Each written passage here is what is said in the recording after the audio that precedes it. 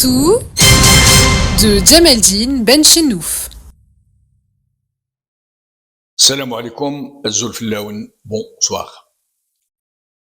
Pour n'importe qui de moyennement sensé et intègre, surtout, le système qui tient l'Algérie, le même depuis l'indépendance du pays, même s'il s'est décliné à travers des personnalités et d'autres, des alchimies ou d'autres, a réussi néanmoins l'exploit de transformer un pays de cocagne en archétype de l'anarchie, de l'impéritie, de la corruption de masse, du despotisme caché sous des oripeaux institutionnels, de confusion des pouvoirs entre les mains d'une junte qui désigne qui l'arrange à la façade visible d'un État qui n'a d'État que le nom.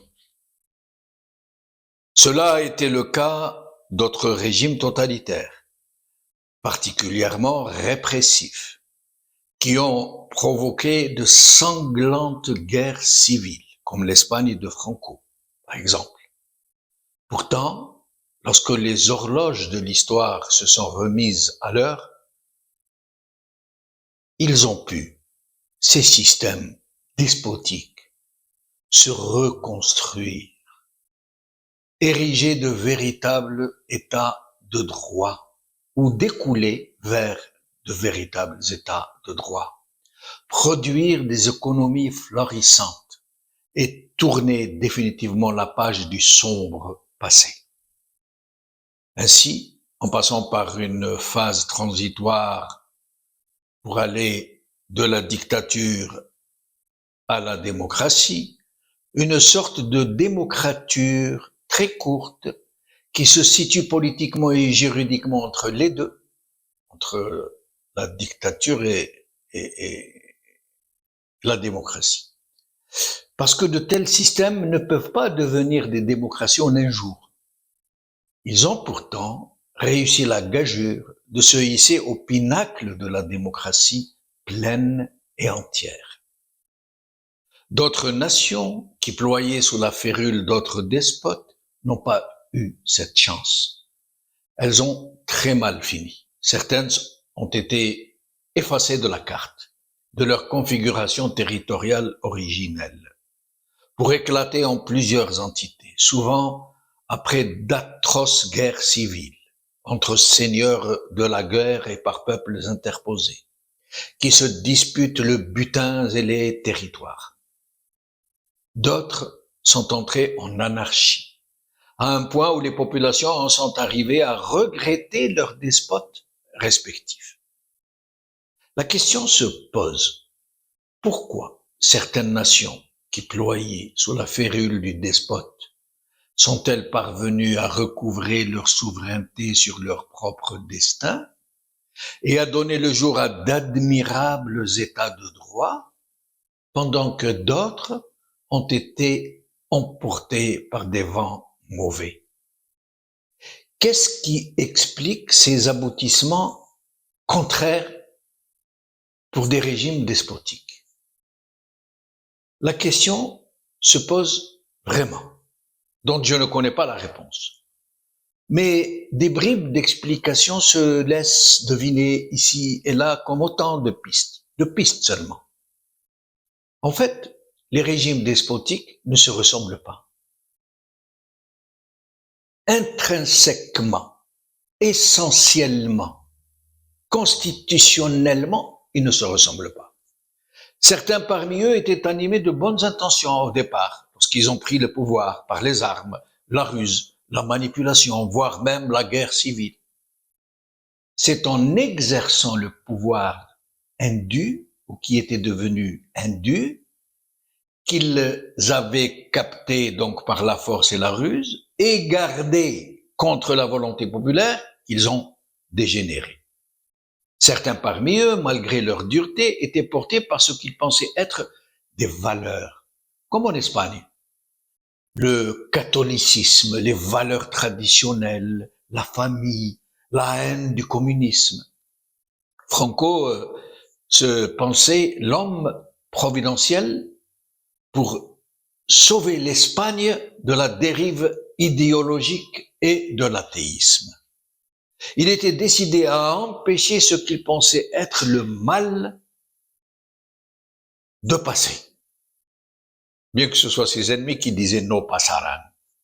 Quel qu'en soit le prix, d'autres parmi ces despotes n'étaient animés que par une soif inextinguible du pouvoir, à n'importe quel prix.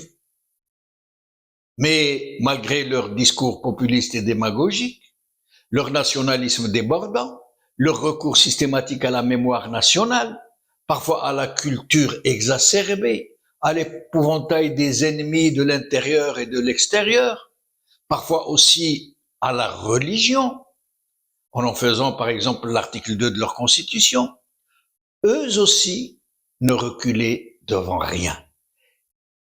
Quel qu'en soit le prix aussi, à la différence entre les deux, que les premiers, genre Franco, et malgré toute leur férocité et leur illégitimité, avaient une haute idée de ce qu'ils pensaient être leur sacerdoce. Ils étaient très attachés aux valeurs traditionnelles, à celles du mérite, à la noblesse des fonctions liées à l'État, à la morale. C'est pourquoi, lorsqu'ils ont restitué la nation à leur peuple, ou qu'ils en ont été chassés par la révolution ou l'inéluctable échéance biologique, ceux qui leur ont succédé, ont trouvé un État debout, une société relativement saine, hautement civique, des institutions fondées sur l'efficacité et le mérite. La transition s'est ainsi faite en douceur, et l'état de droit aussi. L'économie qui était quelque peu bridée par l'autoritarisme n'en était pas moins fondée sur un socle solide. C'est pour cela qu'elle s'est très vite déployée, l'économie, comme ce fut le cas en Espagne, en Italie, au Portugal et ailleurs. Dans le cas des autres systèmes despotiques, qui ne reposent que sur une soif dévorante du pouvoir, les moyens qui ont été utilisés sans compter, en plus de la force brutale, ont infecté la société en profondeur, parce que ces systèmes procèdent de la corruption systémique et systématique, du favoritisme, de la cooptation clanique, de la captation de tous les pouvoirs, de l'étouffement des libertés, et je passe sur tout le reste. Des systèmes qui sèment les germes de l'infection, de la division, de la discorde. Il en a résulté que ces régimes se sont transformés en médiocratie, incapables de générer ou de s'accommoder du mérite. L'Algérie se trouve dans ce dernier schéma, dans un pays où le système n'a reculé devant rien pour tout contrôler, pour se ménager des alliés naturels, des complices et une mauvaise conscience généralisée.